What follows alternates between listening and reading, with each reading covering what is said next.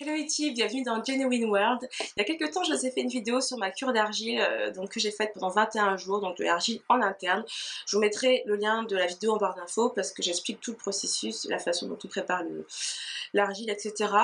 Donc je vais pas me répéter, mais ce que je peux vous dire, c'est que j'ai refait une cure il y a quelques semaines maintenant. Ouais, ça fait quelques semaines que j'ai terminé.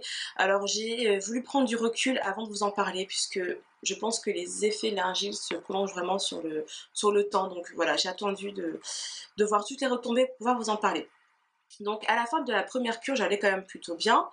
Je me sentais mieux, vraiment, je me sentais revigorée. Je sais pas, je sentais vraiment que j'avais expulsé pas mal de choses.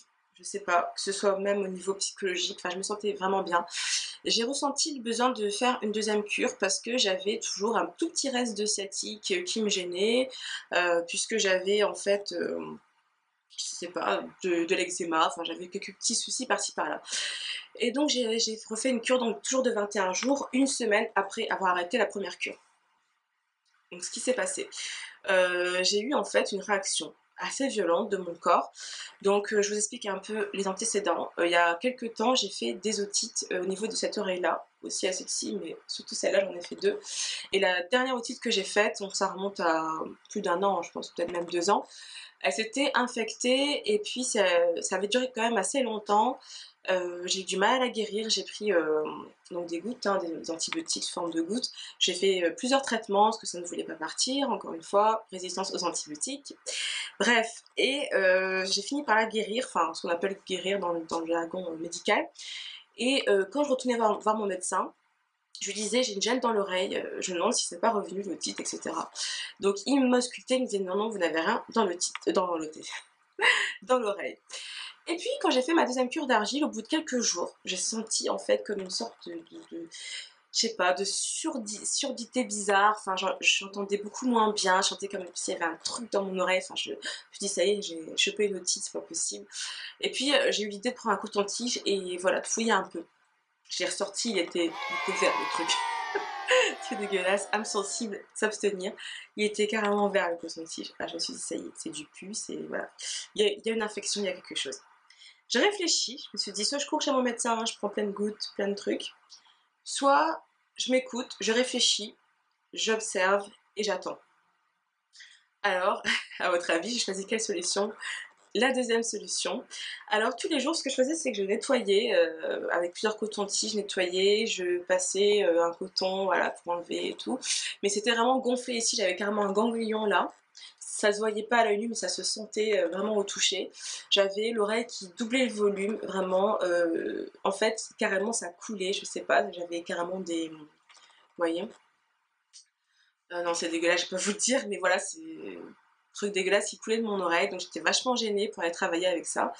Et en fait, quand ça coulait, c'est limite, ça me brûlait en fait le lobe. Carrément, j'ai eu le lobe complètement écaillé, complètement brûlé. C'était comme un liquide acide, enfin c'était écœurant.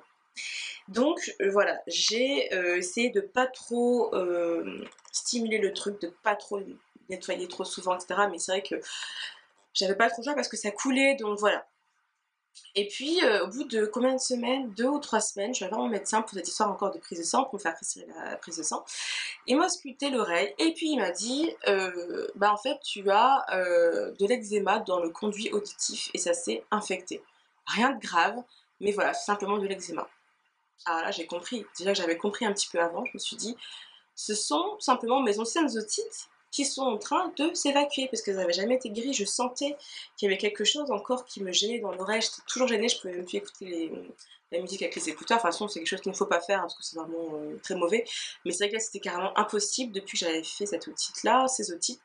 Et je sentais que c'était pas guéri. J'avais toujours une gêne dans l'oreille. Bref. Et donc, il m'a dit que c'était voilà, l'eczéma. Il m'a prescrit une crème que je suis allée chercher quand même à la pharmacie, c'était remboursé, puis je me suis dit, quitte à agrandir le truc de la sécu, non je rigole, je me suis dit, au cas où, si vraiment c'est handicapant, si là j'entends plus, si je peux plus travailler comme je veux, etc., je mettrai cette crème. Donc je l'ai gardée, ça va coûter 1 € et quelques, je crois, 2 €. Crème, c'était quoi déjà? Plein de cochonneries dedans, enfin j'ai regardé la composition, j'étais effarée. Je me suis dit, voilà, je la garde au cas où vraiment ce sera handicapant. Et c'est vrai que j'avais quand même mon audition qui était vachement gênée, puisque c'est comme ça. Berk. En cours de journée, ça se remplissait, donc du coup j'entendais moins, il fallait que je nettoie, mais dans la journée je pouvais pas forcément le faire devant les gens, donc je pouvais le faire qu'une fois arrivée chez moi, donc du coup, voilà, c'était comme sourd, enfin je sais pas, bref. Et puis ça s'est résorbé petit à petit, petit à petit, petit à petit, vraiment. Donc au début, je crois avant d'aller voir mon médecin, j'avais fait des cataplasmes d'argile, donc argile verte, tout en faisant ma cure, hein, parce que pendant ce temps-là, je faisais ma cure, hein, en interne. Donc je faisais voilà, un petit mélange avec de l'eau, de l'argile, je faisais quand même un truc assez épais pour pas que ça rentre dans l'oreille carrément. Et je mettais comme ça au niveau du trou, voilà, pour que ça, dire que ça absorbe en fait les toxines, etc. Même le liquide qui pouvait stagner dans l'oreille pendant la nuit. Je me suis fait confiance. Alors je vous dis pas voilà, de laisser des trucs de fou se passer si vous avez un doute, allez voir le médecin. Prenez des médicaments si vraiment vous pouvez pas faire autrement, hein. C'est pas voilà, une campagne anti-médicaments. Moi je suis contre, tant que je peux m'en sortir sans, bah voilà, je fais comme ça et puis ça a fonctionné pour moi. Donc il y a des moyens naturels pour s'en sortir et puis il faut laisser toutes ces saloperies que vous avez accumulées, il faut laisser ces choses sortir une fois pour toutes pour être tranquille après pendant longtemps. Voilà, merci beaucoup d'avoir regardé cette vidéo. Je vous dis à très bientôt et portez-vous bien. Bye bye.